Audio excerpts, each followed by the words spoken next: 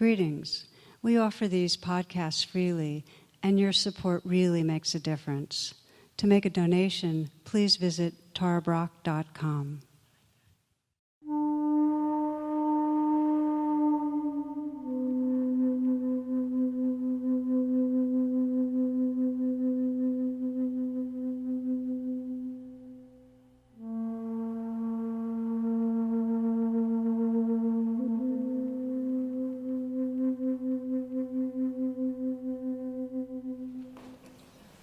Namaste and welcome. I'd like to begin tonight's talk with a story I've loved for many years about a diamond thief. And he used to hang around the diamond district to see who was purchasing gems, and then he would pickpocket them afterwards. And one day, a very well-known diamond merchant came and he bought the most beautiful, the most well-known diamond that was around. And so this guy was really excited, the pickpocket, and he follows him. And the guy boards a train, gets on a 3-day journey. And during that time, he keeps trying to pickpocket the merchant's pocket and obtain the diamond. But by the end of the journey, he couldn't find the gem, and he was incredibly frustrated, and his professional pride was frustrated because, he was an accomplished thief. So he finally confronted the guy, and he confessed. He said, I've used all the skills of my art, and how'd you hide it from me? And the guy said, well, I saw you watching and suspected something, so I hid the diamond in the place that you'd be least likely to look, which was in your own pocket. The moral of the story being that the treasure we seek is closer than we can imagine. That we are so deeply conditioned to think that what we're wanting is out there, that it's in another person or in an event that we're waiting to happen, something good down the corner, around the road. And I think what we do is we forget that what we're really longing for is that experience of love, that experience of living fully that's only possible in the present moment in our own being. So I think of really, if you want to sum up the entire spiritual path, it's one of forgetting and remembering. That every day we get forgetful and we go grasping after things and avoiding things. Thoreau put it this way. He says that we're spending our life fishing only to realize it wasn't fish we were after. So this is the deep forgetting we go into. And every faith, every spiritual tradition has practices and creative rituals and ceremonies to help us remember what matters, to reconnect us. And in the Buddhist tradition, the kind of key teaching and ceremony is around what's called the 3 refuges. And we're going to be exploring them. They're really archetypal pathways, because you can find them really, these gateways back to what we love. You can find them in every tradition in some form. And they give us a way, these 3 refuges, these 3 ways of paying attention, of reconnecting with what we love, of kind of homecoming. We move from this egoic contraction where we're living in this story of a limited self back to a sense of real belonging. So this is what we're going to reflect on together tonight. These 3 gateways or portals to really discovering that diamond in our pocket, what we cherish.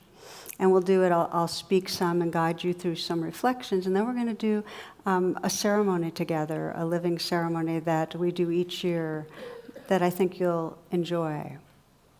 So let me name the refuges out to you. And the traditional order is, we're going to reverse the traditional order a little bit because I think it makes it easier for reflection. So the first of the refuges is called Dharma in Buddhism, and it means the truth.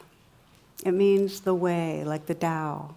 So we take refuge in the deepest way in Dharma when we're taking refuge in our moment-to-moment experience. That's the first refuge that we're going to explore. The second refuge in Buddhism is called Sangha, which has to do with the community of the spiritual, our spiritual community, and in the deepest way, when we take refuge in Sangha, we're taking refuge in our connectedness with all beings, in loving presence. The third refuge in Buddhism is called Buddha, and that is really refuge in awareness itself, in that ever-present, luminous wakefulness that's right here. So these are the three refuges, and they're summed up. The Pali word for faith is to rest your heart in what is true, which I think is such a beautiful way to describe it. And with each of the refuges, we're learning to entrust ourselves to a pathway home, whether it's through the present moment, through love, or through resting in awareness itself. So it's very useful in reflecting on the refuges to first start with how we habitually take refuge in places and experiences that don't actually serve us, because they give us the signal, oh, this isn't working. Let's take true refuge in what really can change us. And so you can think of this as our conditioning to avoid what's here, like in the face of discomfort. When you're uncomfortable, when things are unpleasant, when things are scary, what do? When you experience pleasure, when you want something, how do you respond? And typically, we forget that the diamond's in our pocket, that it's right here in the present moment, and we go into some reactive patterning because we're wanting life different. So we try to control things. This is some years ago, I saw a personals I wanted to share with you tonight. And the top title is Free to a Good Home. And on one side of the ad, you see a picture of a kitten. It says, beautiful 6-month-old male kitten, orange and caramel tabby, playful, friendly, very affectionate, ideal for family with kids. Or the other side, you see a picture of a man. It says, handsome 32-year-old husband, personable, funny, good job, but says he doesn't like cats. Says he goes or the cat goes. Call Jennifer, come see both and decide which you'd like.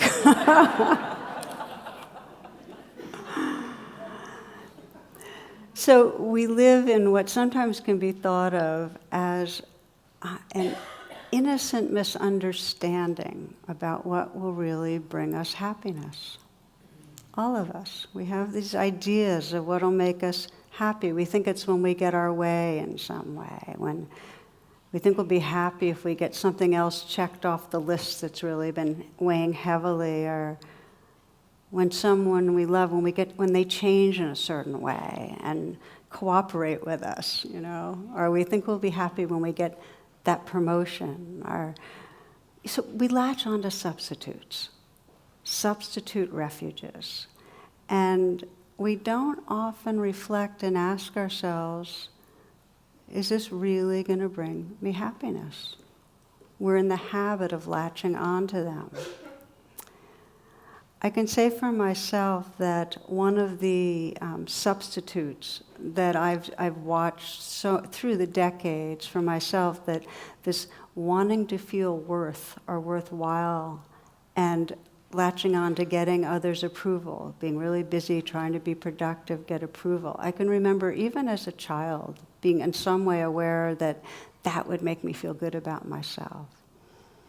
And some years back, I had 2 insights kind of close together that really shined a light on this being what I call a false refuge. And by the way, when I use the language false refuge, it's not like bad. It doesn't work, okay? It doesn't work to seek approval, to feel good about yourself. So my first insight was I was with a client who did pretty much the same thing I did. It was just endlessly trying to, the self-improvement projects, one after another. And I asked a question. I said, because she felt like she was never enough. And I said, well, what would have to happen for you to be enough? When would you know you were enough? What would have to be the case? And in that moment, she shook her head and she said, I get it. I'll never be enough, according to my criteria. Now, I wasn't doing that to get her depressed. It was more to get it that she was on an endless hamster wheel. It would never be enough. And after I asked her that question, I said, okay, let me ask myself that question. And it was so helpful. I realized that it didn't matter what I accomplished, there would always be this sense of, that would last for about 30 seconds, the well-being, and okay, I pulled this one off, and then I'd be on to the next. I'd have to keep filling up the bucket, you know? It was like it never sustained. My second insight was the moments that I remember very clearly, soon after asking me that, and just getting that none of my strategies for worthwhileness would ever make it last. I was at a retreat, and I got quiet and entered a very deep sense of well-being, and just sensed this kind of an inner radiance and an open-heartedness, and it was the diamond in my pocket. It was like, oh, there's an inherent value to this awareness and heart that's right here. And then it became completely clear that my worth had nothing to do with anything I ever achieved. In fact, the moments I was trying to achieve things or rating myself on that were absolutely unstable and didn't work. That inflation didn't work and deflation, judging myself, didn't work. Worth was intrinsic, and I had to get quiet. I kind of come home into the moment to have that radiance shine through. So we all do that in some way. We all have our substitutes. One man in a recent retreat in his 70s had a similar one to me. He was striving to be enough, and and at the retreat he had touched a lot of refuge and presence. And he said, I touched that sense of being enough, really deep peace. Then he said, sadly, why did I have to wait so long to realize I didn't need to keep proving myself? That's taking refuge in presence. But the first step is this inquiry to start noticing, how are we trying to feel better in our lives? How do we take refuge typically? And this is what the Buddha asked. He basically, and it's the inquiry of all spiritual seekers, is what really brings us happiness? What really brings us satisfaction? And it's not what we habitually think it is. So this brings us to looking at these refuges that are called true refuges because they've been discovered over the thousands and thousands of years by seekers in every different tradition, that if we learn to take refuge right here in the present moment, if we learn to take refuge right in this very heart and in this awareness itself, we discover the real freedom and peace and happiness that's our birthright. So we're going to look at each one, do reflection with each one, and then do a ceremony. And the first one that we'll start with, as I mentioned, is refuge in truth, in Dharma. Now, with each of the refuges, there's an outer way that we take refuge in them and an inner. And the outer way, when we take refuge in the Dharma or in truth, is by turning to the teachings and the practices and whatever supports us on the path. For instance, it might be going to a retreat or reading a certain book. You're taking refuge in truth when you immerse in studying the text, the classical texts, or doing contemplative study, listening to the podcasts that wake you up. So these are the outer refuges, and we take refuge in truth when we align our lives so we have some space to get quiet, to pay attention. Thomas Merton said that the rush and pressure of modern life are a form, perhaps the most common form, of contemporary violence. He said to allow oneself to be carried away by a multitude of conflicting concerns, to surrender to too many demands, to commit oneself to too many projects, to want to help everyone and everything, is to succumb to violence.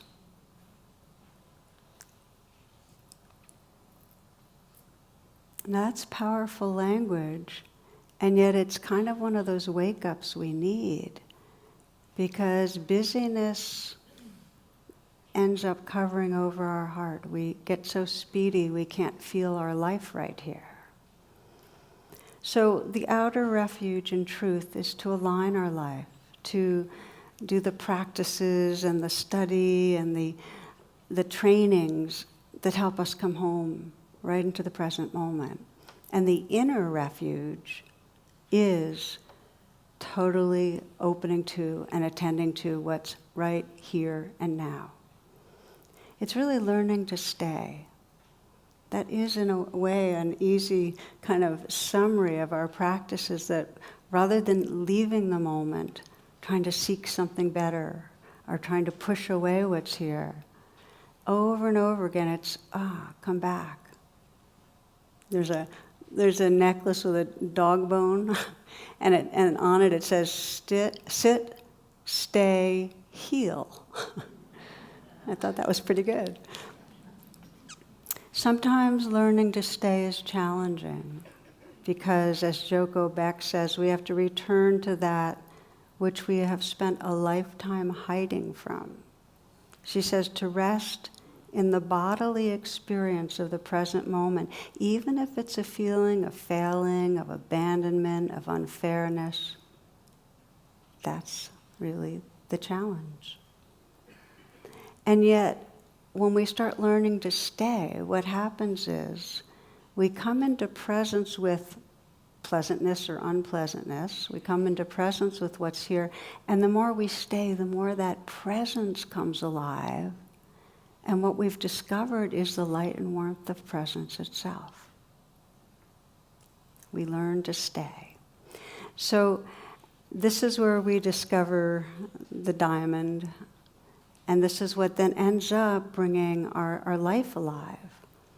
I can say for myself that taking refuge in the Dharma and truth is particularly powerful and helpful when we know we're entering stressful situations. And just in the last few weeks, and I think I'm probably, a lot of people know this one, having family and holidays, the whole combo, I find every time I go through it, afterwards, I look back and I ask myself, well, how much did I really show up? How much was I really there connecting with humans? And I used to think this a lot with my parents, like, oh, they're not going to be around this long. Was I really there? Or was I in some sort of contracted, reactive place? And often I'd feel a little bit of a sense of regret that I wasn't more present. So more and more, and I was very aware of it this time, I was juggling a lot of things. I'm trying to put together a book proposal and talks for a retreat and so on, and everybody landed on the gathering spot, my house. And so I said, okay, refuge in the Dharma, in the moment. And every time I'd feel pulled, like I want to be with you, but I also want to go back to my office and do such and such, I would breathe and just mentally say, okay, stressed, stay, stay. And in that staying, there'd be some space, and then I'd reconnect. There would be interest or appreciation, or humor would come up, or in some way a shared moment. And I'm so grateful for those shared moments, and it really comes from refuge in presence, resting the heart in what's right here. So let's pause and just for a moment together, just dip in, refuge in the Dharma, in the present moment.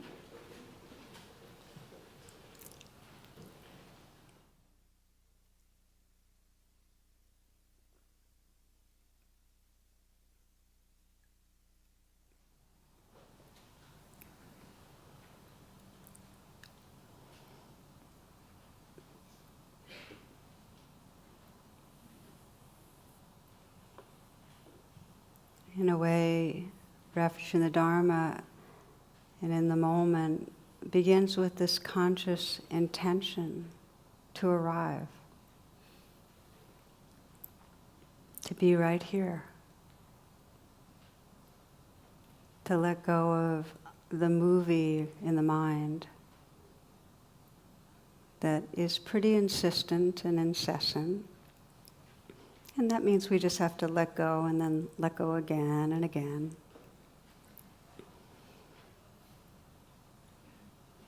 But to notice what it's like to come out of thinking and into your senses. You might notice what's going on right now. Perhaps the sense of sound, listening.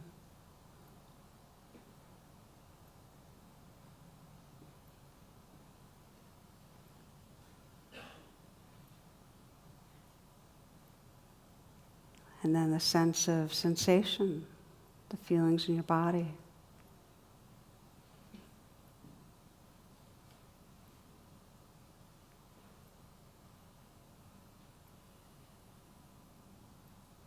The felt sense in the region of the heart.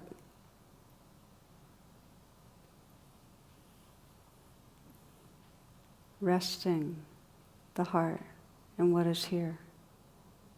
Resting the mind in what is here.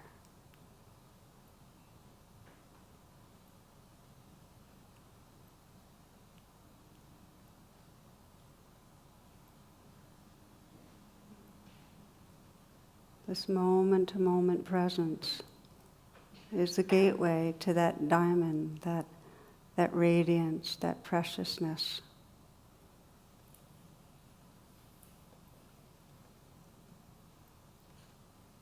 And typically the mind gets pulled away, so we re-choose presence. Re-choose to take refuge in the truth of the moment. Feeling the breath and the body breathing.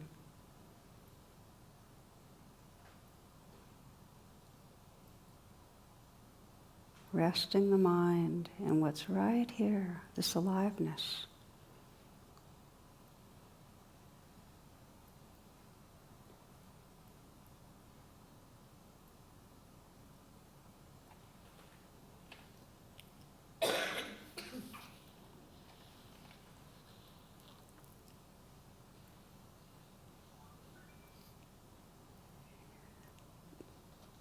Dana Fald, in her poem Trusting Prana, says, trust the energy that courses through you. Trust, then take surrender even deeper. Be the energy. Sense that, being the energy. Don't push anything away. Follow each sensation back to its source in vastness and pure presence. Emerge so new, so fresh, you don't know who you are. Welcome in the season of monsoons. Be the bridge across the flooded river and the surging torrent underneath. Be unafraid of consummate wonder. Be the energy and blaze a trail across the clear night sky like lightning. Dare to be your own illumination.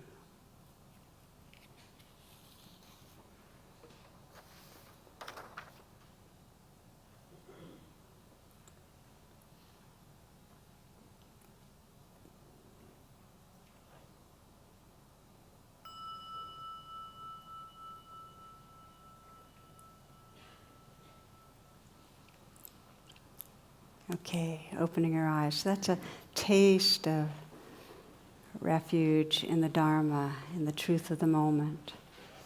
Then refuge in Sangha, or in love. The outer refuge in love, or Sangha, is turning towards those relationships that help us experience connectedness and open-heartedness in widening circles. Traditionally, it was the community of those that followed the Buddha, and it's widens out really to be the community of beings. And so we find different ways to wake up in those communities with the understanding of we can't wake up without each other. It's in realizing our belonging that we become free. So there's many ways. The outer refuge is through, in our community, spiritual friends groups, where small groups meet every other week to meditate together and to share about what's going on. How do we bring these practices alive in our lives? Much like a 12-step group. So it's critical that we have a sense of belonging to something larger than ourselves. We know it when we're afraid. We need refuge in Sangha when in some way we're stirred up. As humans, we're pack animals, and contact soothes us. Story about a family with a young son, and during a powerful storm, he cries out many times. He's scared of lightning and thunder. And each time his father gets up, goes into his room, calms him, and then leaves his room saying, "Don't be scared. God is with you." So this happens a number of times until finally the boy says, "I know God is with me, but right now I need someone with skin on." We need that. So it's really about recognizing our belonging to something larger. The biggest illusion, the pain we live in, is that we're separate, we're small, we're limited, we're apart from others. I heard a story a couple of years ago. One woman shared about her brother and her father. And her father had been really unable to communicate love to his children, and even though later she found out he loved them all very much. So her brother was dying of brain cancer, and his wife told her that the only thing missing for Jay, for her brother, in his life was that his father never told him that he loved him. That was the only thing missing. And so this woman encouraged her father to, on the next visit, to go ahead and let him know that his son, that he loved him. And he agreed. He went, visited him, and came back and said, "Well, the subject just didn't come up, But he had been blocked for a really long time, and he was scared, okay? So then she got a call. It was one of those final calls, and it seemed her brother would probably die in about an hour. So he's blind, he's paralyzed, he hadn't spoken for a week. So she called her father, and she said, "Daddy, you have one chance. Jay will probably die today. Please pick up the phone and tell him that you love him." So this is what she wrote. She says, "And Daddy did just that. He called Jay and told him that he loved him. And Jay, who hadn't spoken for a week, started talking and talked to Daddy for a half an hour. And Jay didn't even die that day. He rallied and lived for another month."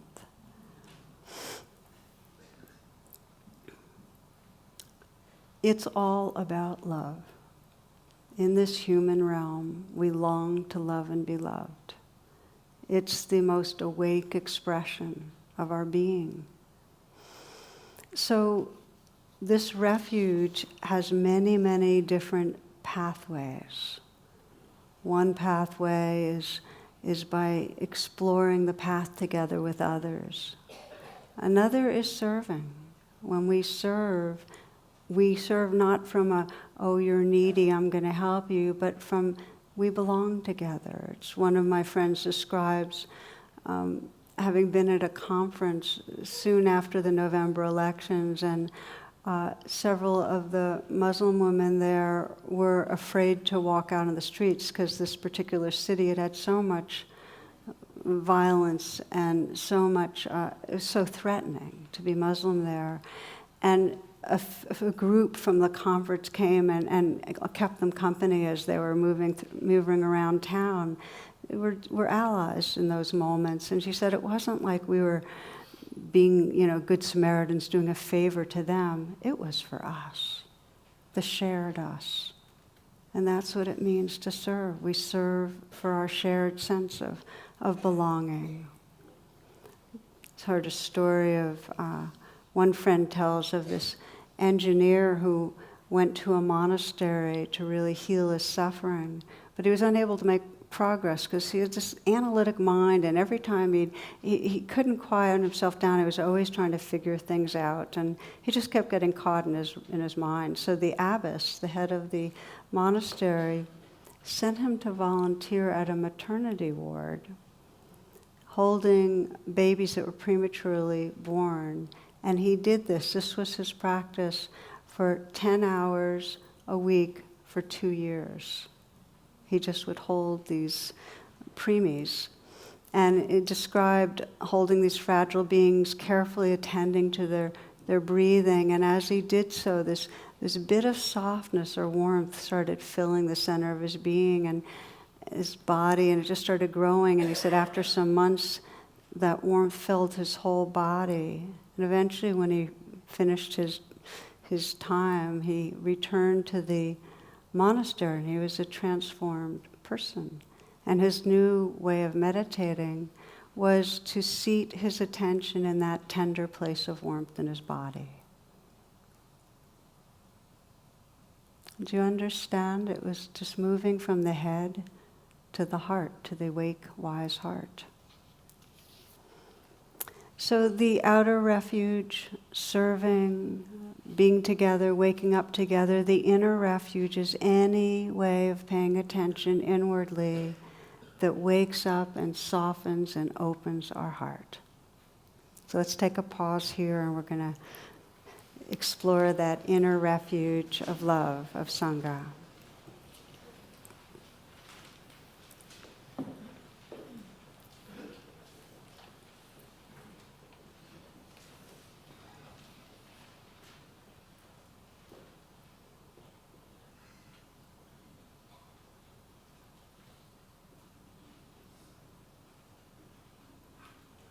As you close your eyes and as you pause, just bring the attention really into your body. Feel your breath. And feel your breath at your heart.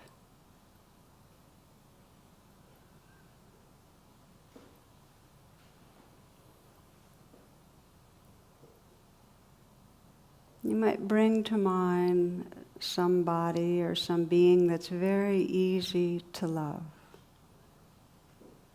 What we might call an uncomplicated kind of loving.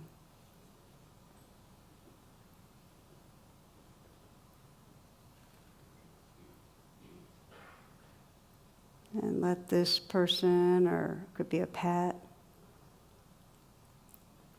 be close in, so you can see their eyes and see the light that comes through their eyes.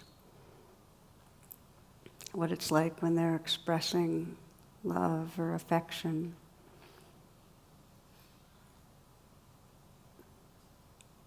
What it's like when they're happy.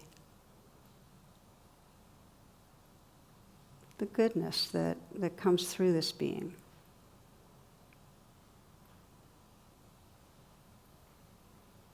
You might mentally feel, and in your body feel yourself appreciating. And then mentally whisper the being's name and just say thank you. Just say thank you.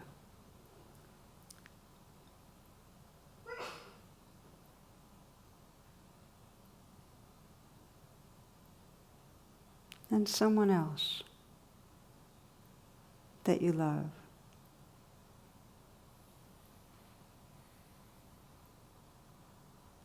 Again, bring that being close in so you can see what the eyes look like when they express care and affection.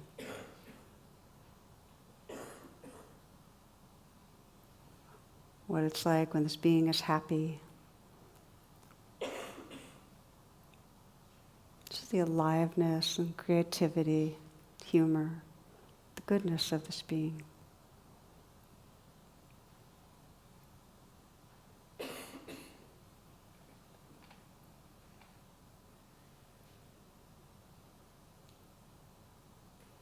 And let the feeling of appreciation be visceral.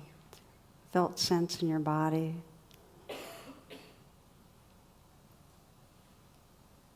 And in your mind to whisper the name and say thank you.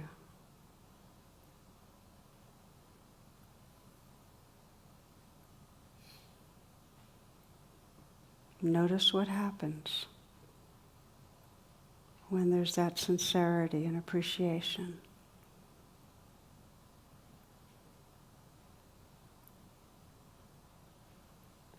Letting yourself rest in that field of loving and tenderness. This is the warmth and radiance of what's described as the empty, open, diamond heart.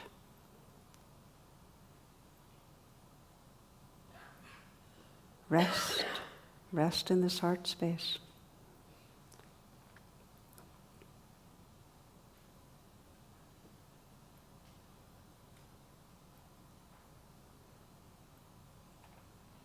Mary Oliver writes, so every day I was surrounded by the beautiful crying forth of the ideas of God, one of which was you.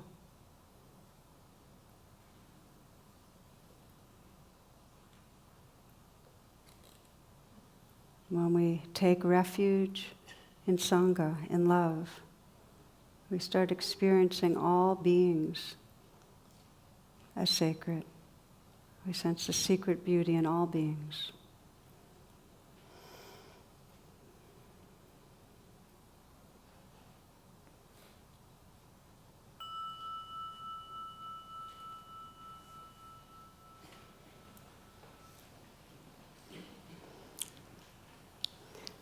So we've explored refuge in Dharma, which is truth, refuge in Sangha, which is love, and the final refuge, Buddha, which is awareness.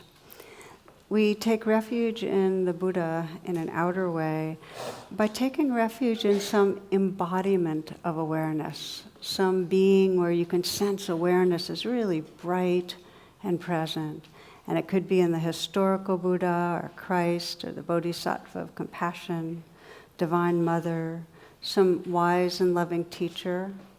It may be that you have a reflection where you have a sense of your own high self, your being when you're really awake, what I sometimes call the future self, where you've really embodied an awakened heart. So we bring to mind some figure where there's that awakened heart mind, and by reflecting on that, this is the outer refuge, it helps us to sense in a very direct way how that's living within us.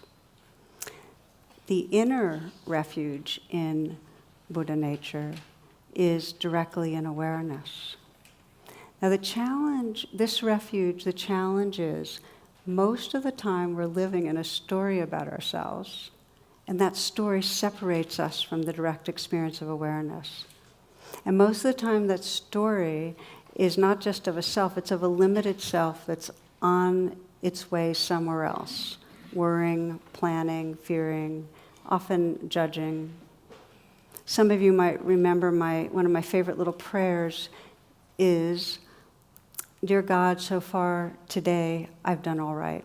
I haven't gossiped, I haven't been greedy, selfish, grumpy, nasty, or overindulgent. Very thankful for that. But in a few minutes, God, I'm going to get out of bed. And from then on, I'm going to need a lot of help. So for living in that story of a separate and somewhat limited self, we're really removed from perceiving and resting in the awareness that's here. Wei Wu Wai says that 98% of what we do is for ourselves, and there isn't one. So refuge in Buddha nature, refuge in this awakened mind and heart, we do it any way that we can let go of the stories and open up to what's here. Now, one way that I like to help get a glimpse is with a very simple exercise. And you can try it. It'll just take 10 seconds, okay? You ready? It's funny how when we think we're going to do an exercise, all of a sudden we sit up straighter. Okay, here it is. You can close your eyes if you'd like. That might help. For the next 10 or 15 seconds, try not to be aware.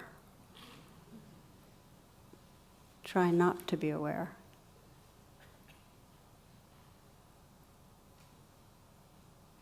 Keep trying not to be aware.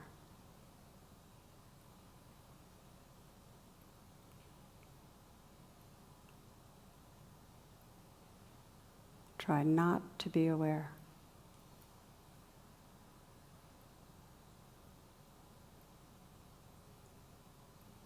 Okay, that's enough. Coming back. So, how many were successful? Can I see by hands? Don't be shy. There's always a few. I often share that the first time I did this, my mom was in the room, and she was the only person that raised her hand. But I think she was trying to catch me. What we find is that awareness is just always there. We're paying attention to the objects. We're paying attention to our thoughts or to the images that we're seeing or to the sounds.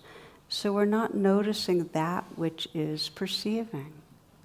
It's like watching a movie, but not being aware of the projector or even the mind of the one who created the movie, because we're fixated on the screen, okay? So what we're really learning with refuge in awareness is to turn back and start noticing that cognizance, that wakefulness, the light of awareness that's always here. And you might imagine, that you just start recognizing that which is looking through your eyes right now, that which is listening. That when you're thinking, it's that which is aware of the thoughts. And that we begin to sense that more and more. It's like the background, and we're not fixated only on the foreground. All of a sudden, there's this wholeness of being that opens up that really is true refuge. So I think that's enough words. We'll practice this last refuge, and then we're going to be doing our ceremony. So take a moment again to close your eyes.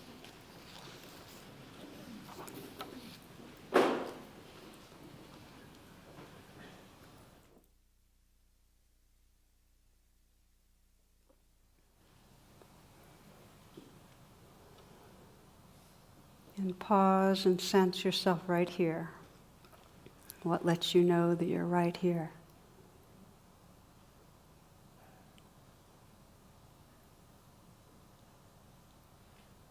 You might call on a figure first.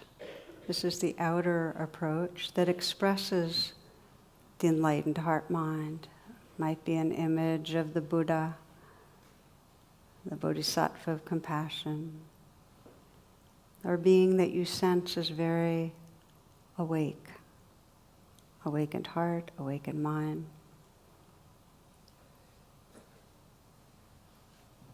It might be an image of your own being in the future, when you're feeling that you're more embodying love and embodying wisdom. So let that figure, that image be right here of an enlightened being.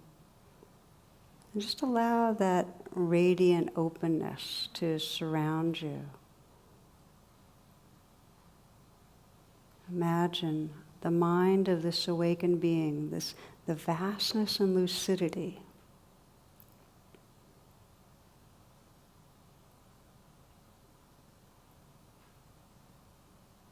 Imagine the heart of this being, that tenderness. And let that fill you with warmth and sensitivity. Direct attention inward and see how that tender, radiant, all-inclusive awareness is living inside you.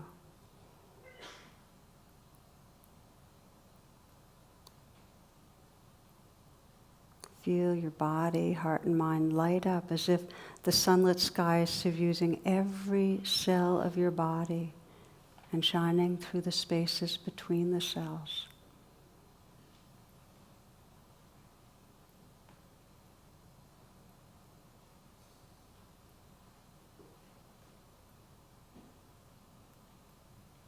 Listening to the whole moment, feeling the whole moment.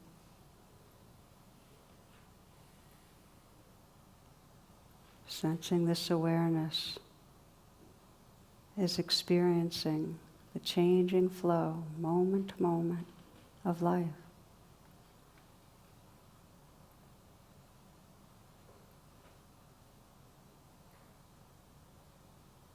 What is this awareness like? This background of stillness and awakeness, of silence.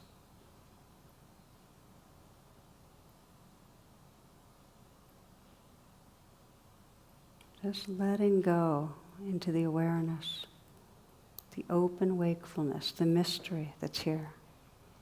Rest your heart in it.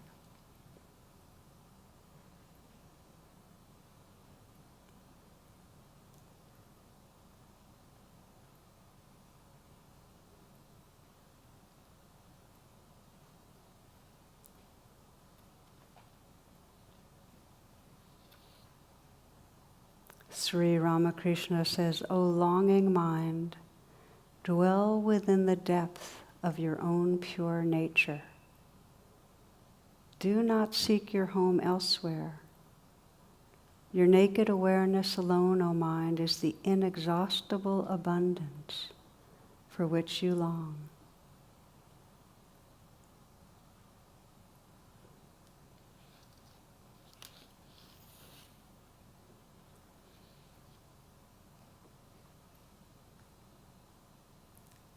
We're on a path of forgetting and remembering.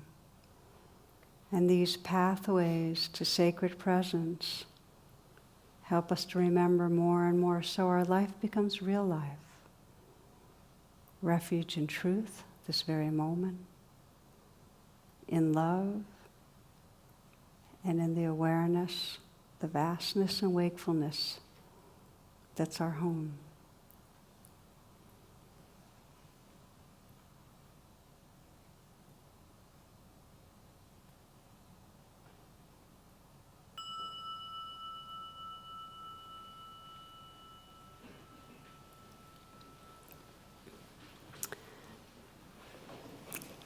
So we're going to do our final part of our meditation as what I've been describing, this ceremony. And you're going to need your threads. You might pick up your thread and take it and hold it in your hands, one end and one end.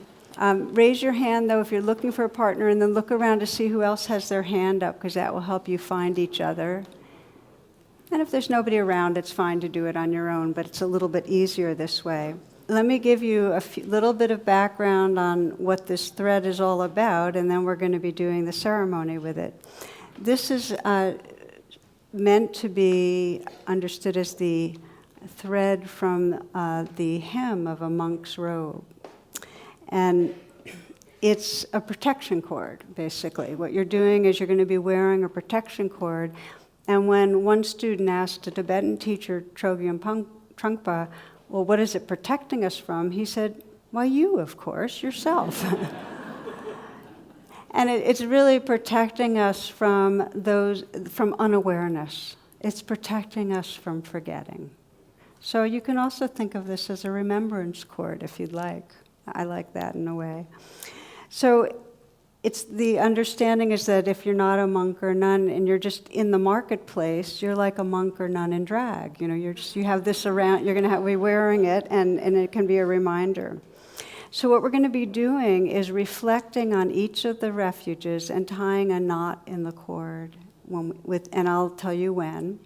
And then once the cord is alive with the refuges, you're going to be tying it either on your wrist, and you might choose whether you want to wrap it around your wrist or around your neck, in which case you bring it behind your neck and have the two ends in front of you, okay? So you might decide which way you want to do it. But for now, let's do our reflection, and then we'll help each other get the cords on. So, closing your eyes, holding your string, and we're going to be doing the order this time in the classical sequence, and then we're going to be chanting it. So we begin, as we ended in the reflections in the talk, with refuge in the Buddha. And just to sense for yourself what this means. When you say, I take refuge in the Buddha, you're really taking refuge in Buddha nature, in your own awakened heart-mind. So this is a kind of dedication to turning again and again towards your full potential for wisdom, for love, for freedom. Turning towards the awareness that's here, always, that's your true home.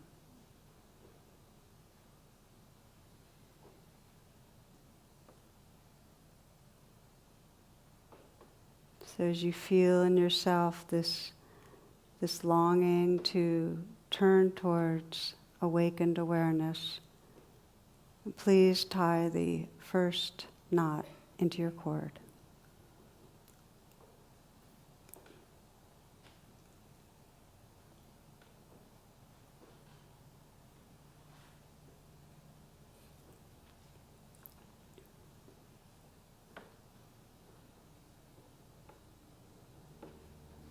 The second refuge, refuge in the Dharma, means taking refuge in truth. So you might reflect on what this means for you. Taking refuge in the outer truths. How you might more fully give yourself to practice, to contemplative study, to aligning your life in a way that most allows for awakening. The inner refuge of truth is this dedication to rest our hearts in the truth of the present moment. As you feel your longing and your commitment to that, to resting your heart in the present moment, please tie the second knot into your cord.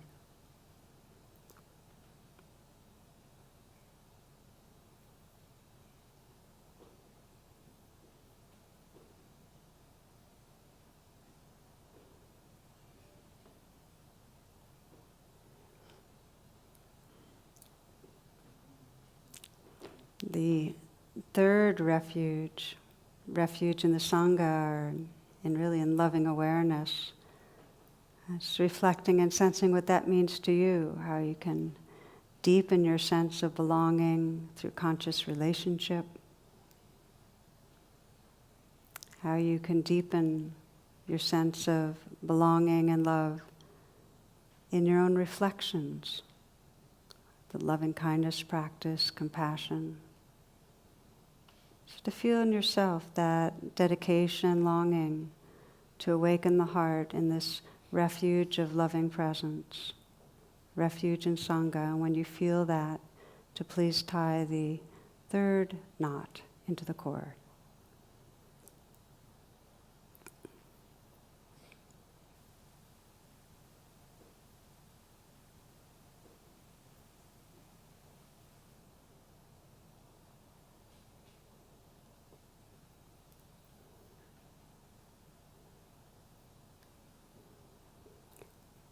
And when that's complete, either to, as I mentioned, either to wrap the cord a bit around your wrist or your neck, and we have here, Andy's going to help me in demonstrating how it's done.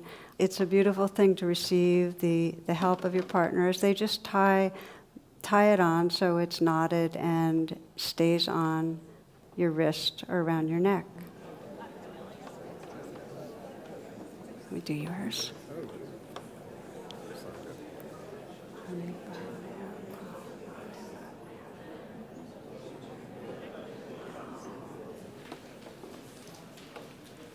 Now I invite you to, when you're complete, you can sit down and we'll do the chant sitting down.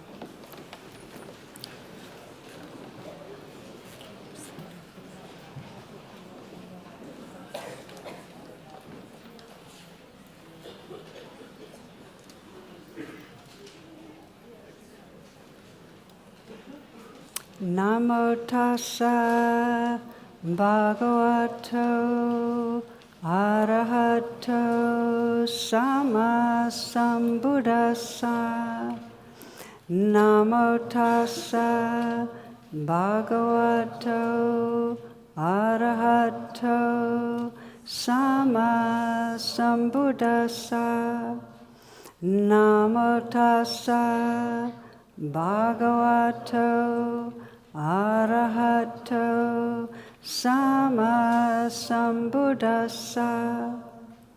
Buddham saranam gauchami, dhammam saranam gauchami, sangham saranam gauchami, dutiyampi buddham saranam gauchami, dutiyampi dhammam saranam gauchami, dutiyampi sangham saranam gauchami, tatiyampi buddham saranam gauchami, tatiyampi dhammam saranam gauchami, tatiyampi sangham saranam gauchami.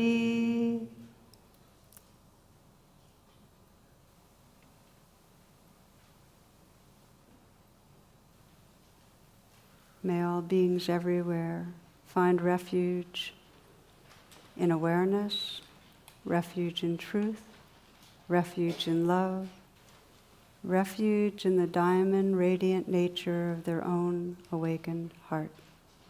Namaste and blessings.